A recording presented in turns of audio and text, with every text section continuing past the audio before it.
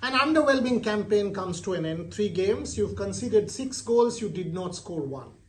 Now, if we have to sum up the campaign, and in particular this one match, we will say there are 3 reasons. 1, and the most important reason perhaps, is the lack of physicality.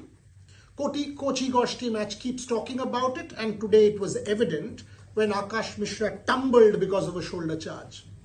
That's what it is all about. If you're a Mahesh Naurem or an Akash Mishra, you might have a little bit of skill, but because of your physicality, you are no match against these sides. And that will catch you out in international football. At the domestic level in the ISL, you might still get away with it, which you do, but come the international level, you will get caught out. Number 2, and this is extremely critical, the lion in India's defense was not there in the second half. A jarred knee, and he was out. And Sandesh Jingan is actually the pivot in this Indian defense who keeps it all together. Shubhashish Bose was heroic and did multiple clearances, but in that one instant, he was caught off. Rahul Bheke was there, but the defensive error cost India that goal.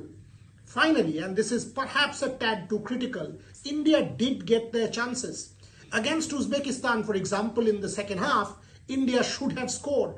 Even today, the Syrian goalkeeper made a mess at the very end of the first half. It was an opportunity. India should have scored. The couple of chances that India got in the second half of this match, again, should have been converted. That last gap effort, going beyond the final defender, did not happen.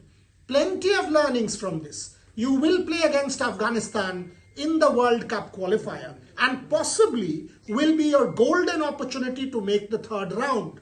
I know there will be a tumble of social media abuse saying take out Igor's match or remove him. But removing Rahul Dravid after a World Cup final loss, or a Yannicka Schoppmann after a failed qualification, or an Igor's match after an AFC Asian Cup failure, is that the solution for any of India's woes? Is match responsible? Or should we see it like this? Because of match and the contribution, we were at least competitive till the 70th minute. And it can only be an improving graph provided he gets adequate time with the national team. You have to ask these questions. Fitness-wise, physicality-wise, does the coach get adequate amount of time with the national team? Can we give him that time and then ask the questions?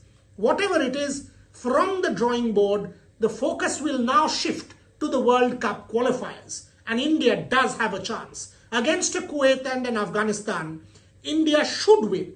From the evidence that we've seen in Doha, there is a possibility. But Sunil Chhetri will have to step up.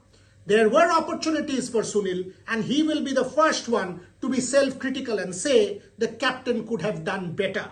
We know he's still our best. We know he is irreplaceable at the moment. But why? He needs to prove that one more time against Afghanistan, because we will want him to do that one thing which eluded us, that elusive goal. That's what it is. This tournament, we will close here with a ground report coming from Doha, but our coverage continues. And what we've said, it's tough to be an Indian sports fan. You are encountering defeat and failure and disappointment day in, day out. But you know what? We'll still back the Blue Tigers, because that's what sport is all about. You lose more than you will win.